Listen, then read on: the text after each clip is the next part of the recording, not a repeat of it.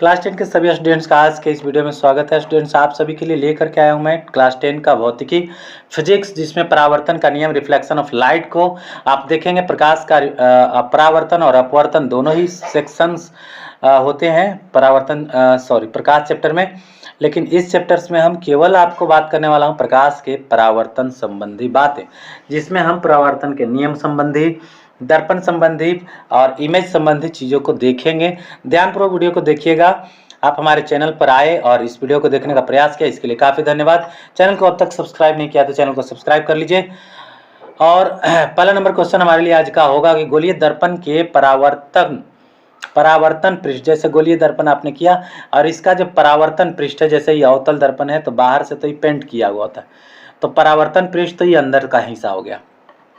ठीक है, तो इसका जो व्यास होगा, व्यास का मतलब कि एक तरह से अगर हम इस गोलीय दर्पण तैयार कर दें तो यहाँ से यहाँ तक का जो हिस्सा होगा इसको क्या कहते हैं, तो इसका नाम होता है बच्चा द्वारक के नाम से जाना जाता है। इसको द्वारक हम कहते हैं। ठीक है, और आधी जो यहाँ से दूरी होगी, ये आधी से जो दूरी होती है, यहाँ से अगर हम यहाँ तक की बात करें, यहाँ से इधर की बात करें, यहाँ से इधर की बात करें, तो इसको हम कहते हैं वक्रता त्रिज्या कहते हैं। और इससे आधी की जो दूरी होती है उसको हम फोकस के नाम से जानते हैं। तो हो गया पहला नंबर क्वेश्चन, जो काफ़ी इंपॉर्टेंट हो सकता है। दंत विशेषज्ञ जिस दर्पण का उपयोग मरीजों के दांतों का बड़ा प्रतिबिंब देखने के लिए करता है। अब दंत विशेषज्ञ हमारे दांतों को जो देखने का प्रयास करेगा, क्योंकि वो जो है से अपर जा और लोअर जा में शिफ्ट होता है, तो देखना थोड़ा सा कष्टदायक होता है, तो इसलिए वो ऐसा दर्पण का प्रयोग करता है ताकि वह दांतों को अच्छे से देख सके। तो प्रकाश को जो है अभिसारित करके लाइट जो है से अंदर जाएगी, तब तो देख पाएगा। अर्थात सूक्ष्म चीज़ों को देखने के लिए अवतल दर्पण का हम प्रयोग करके प्रकाश की किरणों को एक जगह पर फोकसित करते हैं ताकि आसानी से देखी जा सके। थैंक्स। नेक्स्ट क्वेश्चन हम बात करेंगे। यदि किसी बिंब का प्रतिबिंब का आवर्धन ऋणात्मक है, आवर्धन होता क्या है, m बराबर होता है HI/HO। ठीक है, और अगर प्रतिबिंब का आवर्धन ऋणात्मक है, तो ऋणात्मक है का मतलब क्या होगा कि प्रतिबिंब जो है से वस्तु ऊपर होगा, प्रतिबिंब नीचे बना होगा, तभी तो ऊपर का जो होगा इस तरह से ऐसे ले लीजिए, ये वस्तु हो गया, अब प्रतिबिंब नीचे की साइड में हो गया, तो ये निगेटिव हुआ, ये पॉजिटिव हुआ। जब हम इसका अनुपात लेंगे तो निगेटिव तो दे ही देगा, पक्का देगा। फाइनली हम इस निष्कर्ष पर पहुंचते हैं कि निगेटिव जो चीज़ें होती है उसमें हम आवर्धन को निगेटिव पाते हैं। ठीक है, तो इसमें क्या होगा, वास्तविक और उल्टा प्रतिबिंब का बनना अवश्य होगा। तो ये फाइनल हुआ, क्वेश्चन नंबर 3 का जवाब खत्म हुआ। क्या होगा, वास्तविक और उल्टा प्रतिबिंब। आंसर नंबर ए होगा। निम्नलिखित में से कौन उत्तल दर्पण की फोकस दूरी है। देखो भाई, फोकस दूरी अगर निकालना है जिसकी वक्रता त्रिज्या अगर गिवन हो, तो उत्तल दर्पण की बात करें तो उत्तल दर्पण तो ऐसे बनता है और इसका जो पेंटिंग वाला हिस्सा है वो अंदर की ओर होता है। इस तरह से हम अगर खींच दें तो इसका मुख्य अक्ष हो जाता है। सॉरी।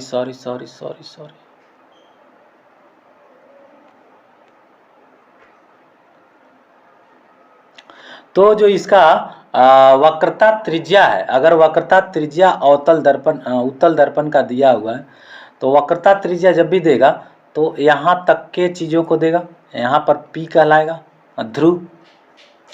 तो यहाँ से यहाँ तक की चीज़ों को हमको जानना है, वक्रता त्रिज्या के नाम से जानी जाती है।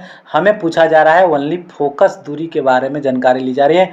और जैसा कि आपको पता होगा कि फोकस दूरी जो होती है चीज़, वह क्या होता है, फोकस दूरी होता है वह वक्रता त्रिज्या की आधी होती है। यहाँ पर फोकस होता है, तो वक्रता त्रिज्या अगर यहाँ से यहाँ तक 32 है तो कितना हो जाएगा, यहाँ 16, तो 16 होगा। और भी प्लस में होगा, क्यों होगा, क्योंकि आपतित किरण की दिशा में मापी गई दूरियां जितनी भी होगी सब के सब क्या होगी, प्लस में होगी। आपतित किरण की दिशा में मापी गई दूरी, ये जो होगा वो आपतित किरण की डायरेक्शन है, अतः यह पॉजिटिव होगा। 16 सेंटीमीटर प्लस में आंसर आप इसे दे सकते हैं।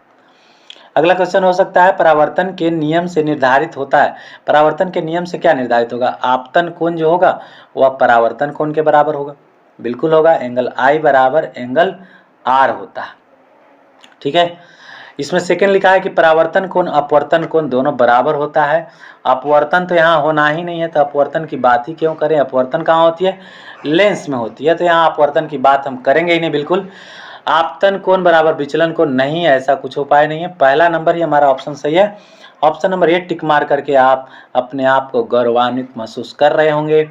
हवा अर्थात निर्वात में भी या हवा में भी प्रकाश की चाल क्या होती है?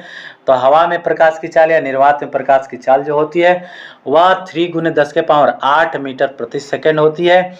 अगर यही किलोमीटर में लिखा रहता तो 3 × 10⁵ किलोमीटर प्रति सेकेंड लिखा हुआ हमें मिलता, लेकिन यहाँ पर तो 5 देख ही नहीं रहे हैं, पूरा का पूरा सब में 8 है, का मतलब मीटर प्रति सेकंड का ऑप्शन हमारा पहला ही ऑप्शन सही हो जाएगा और हम इसे दाग देंगे पहला ऑप्शन। प्रकाश किस तरंग का उदाहरण है? प्रकाश जो है विद्युत चुंबकीय तरंग का उदाहरण है, इसमें कोई शक नहीं है। प्रकाश एक विद्युत चुंबकीय तरंग है, प्रकाश विद्युत चुंबकीय तरंग है, ठीक है। प्रकाश एक विद्युत चुंबकीय तरंग है, पहला तो हो ही नहीं सकता, दूसरा ही सही होगा। प्रकाश के परावर्तन के नियम कितने होते हैं? तो भाई इसमें क्या शक है, इसे बच्चा भी बना सकता है। प्रकाश के परावर्तन के 2 नियम हो सकते हैं, ये आप क्लास 8 से ही आप जान चुके हैं कि प्रकाश के परावर्तन के 2 नियम होते हैं। आपतन कोण परावर्तन कोण के बराबर होता है और आपतित किरण परावर्तित किरण तथा आपतन बिंदु पर डाला गया विलंब तीनों एक ही तल में होते हैं। तो इस प्रकार से हमारा दूसरा नंबर ऑप्शन सही हो जाता है। अब क्वेश्चन नंबर 9 पर विचार करेंगे। यहाँ लिखा है किस दर्पण में बड़ा प्रतिबिंब बनता है। देखिए बड़ा प्रतिबिंब बनाने का बात अगर हम करें तो समतल दर्पण पहला है कि जहाँ पर प्रतिबिंब क्या बनेगी, जितना बड़ा वस्तु उतना ही बड़ा प्रतिबिंब बनेगा।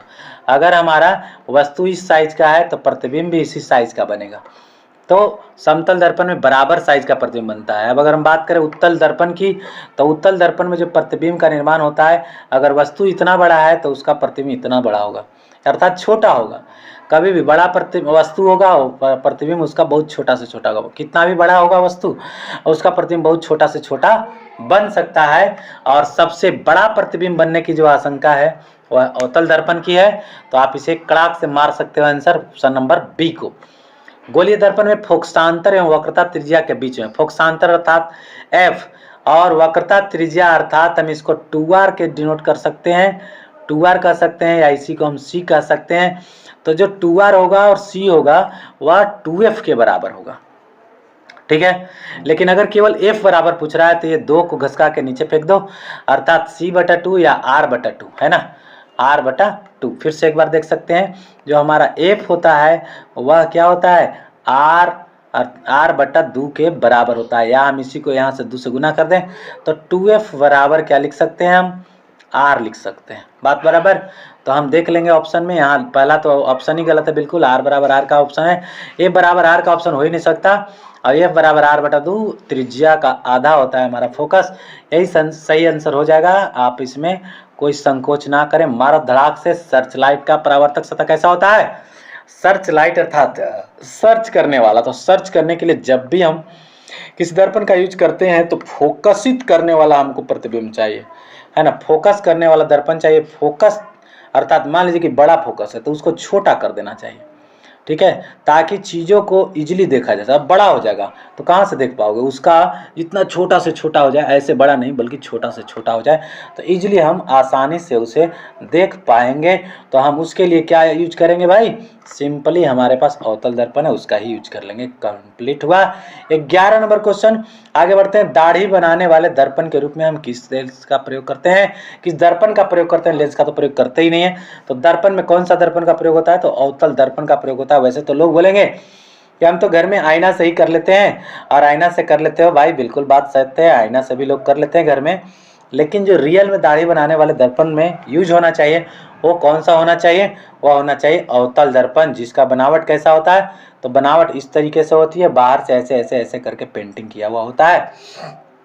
अवतल दर्पण की एक खासियत है कि यह चीज़ों को बड़ा भी बना सकता है प्रतिबिंब, छोटा भी बना सकता है प्रतिबिंब, सीधा भी बना सकता है प्रतिबिंब, काल्पनिक प्रतिबिंब बना सकता है, और काल्पनिक में सबसे बड़ा प्रतिबिंब बनाने की क्षमता केवल और केवल अवतल दर्पण के पास होती है। तो चलिए हम दाढ़ी बनाने वाले दर्पण के रूप में अवतल दर्पण का प्रयोग करेंगे। अब चलेंगे भाई, दर्पण सूत्र क्या हो सकता है। दर्पण सूत्र ये लीजिए आपका, ये बहुत लोग मार डालेंगे लेकिन कट जाएंगे वे, इसको मत मारना, ये आपके लिए छलावा है। आप क्या मारेंगे भाई, 1/f बराबर, देखो ये तीनों के तीनों ऑप्शन में नहीं है, फर्स्ट तीनों ऑप्शन जो दिया है रॉन्ग दिया है।